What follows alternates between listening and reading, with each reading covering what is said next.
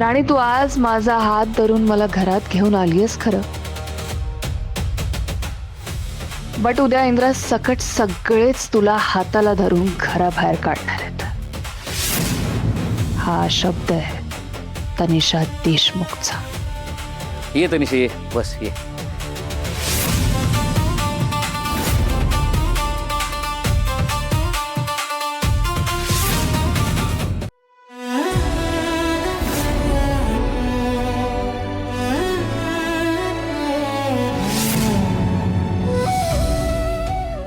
तनिषा, तूच इकडे आलीस, खरंच खूप बरं केलंस. हो ना, तू अशी हॉटेलमध्ये रूम घेऊन राहत होतीस ना, हे मला अजिबात आवडत नव्हतं. घरातलं कोणीतरी रुसून जेव्हा बाहेर राहायला जातं ना, अगदी तसं वाटत होतं बघ.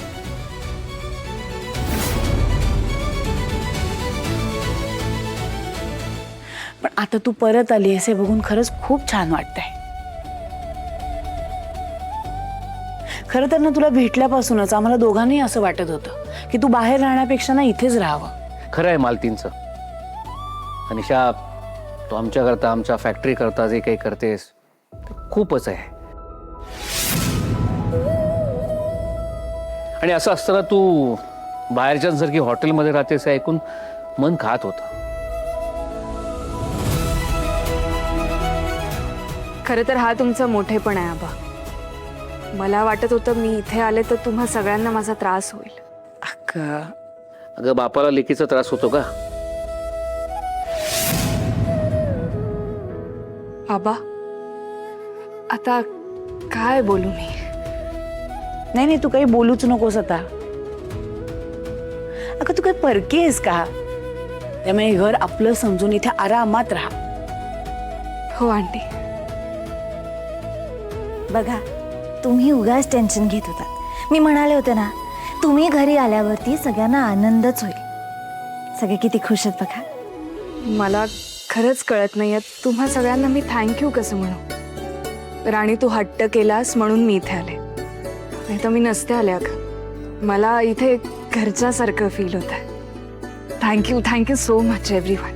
थँक्यू. काय हे बघा, तुम्ही थँक्यू वगैरे काही बोलू नका. अहो, आम्ही काय एवढी मोठी गोष्ट केली नाहीये.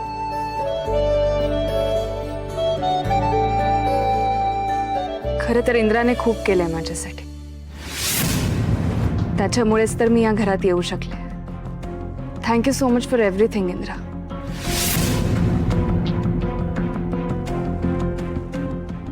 ओके, तूही खूप काही केलंस या घरासाठी.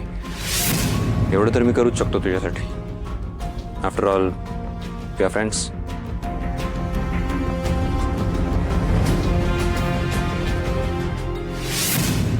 झालं तुमचं बोलून?